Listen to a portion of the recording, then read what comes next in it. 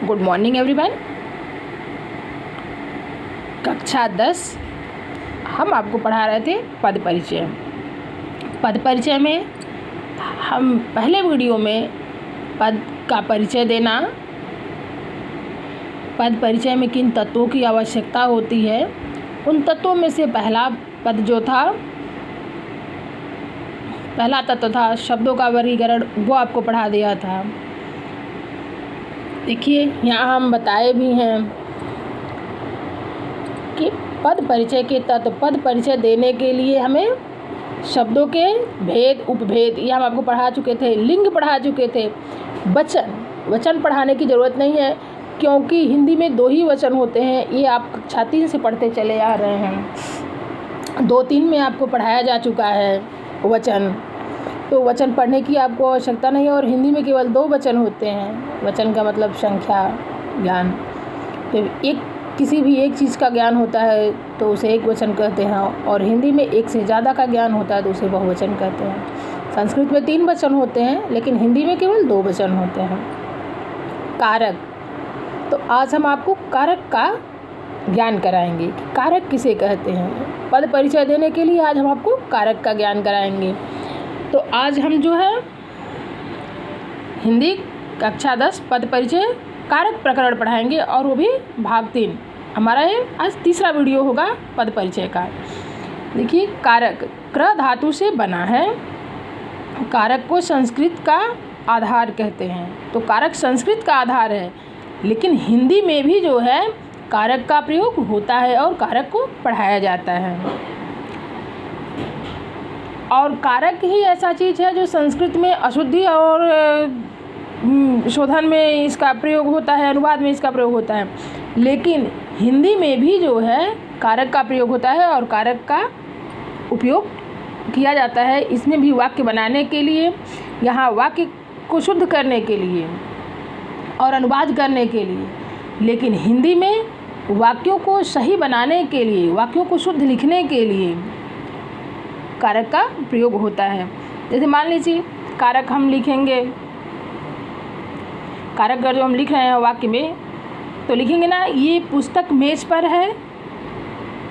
ऐसा तो नहीं लिख देंगे ये पुस्तक मेज में है, ये पुस्तक हम पुस्तक से पढ़ते हैं।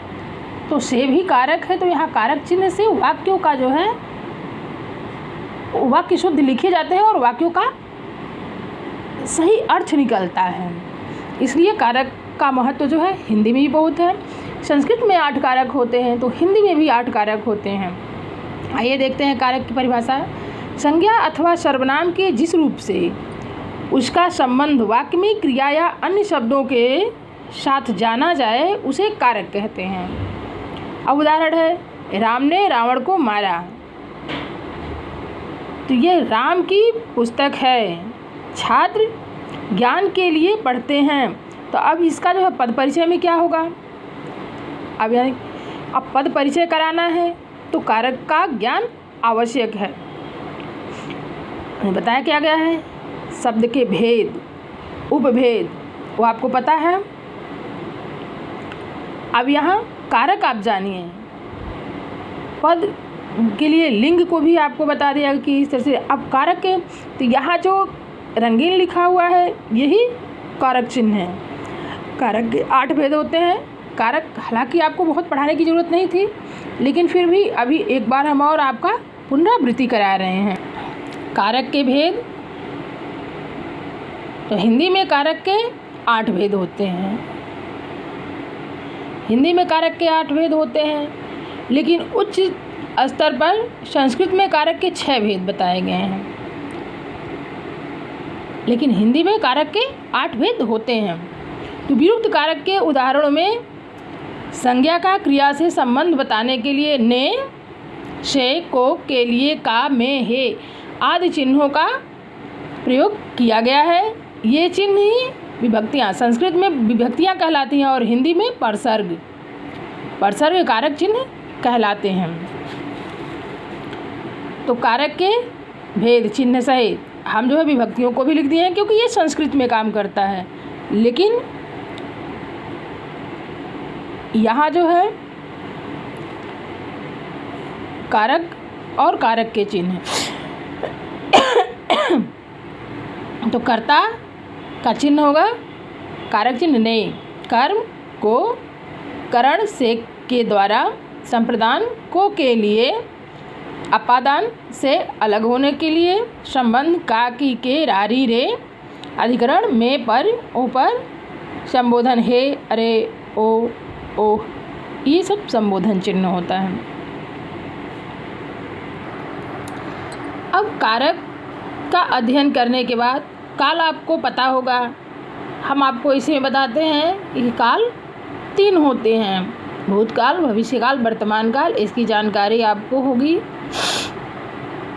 काल का मतलब समय होता है, चक्र होता है, घटना के समय, मतलब घटना चक्र का समय बताने वाले को काल कहते हैं। काल 3 होते हैं, आपको इन सब चीज़ों की जानकारी होगी। तो पद परिचय देने के लिए जितने भी आवश्यक तत्व थे वो हम आपको बता दिए।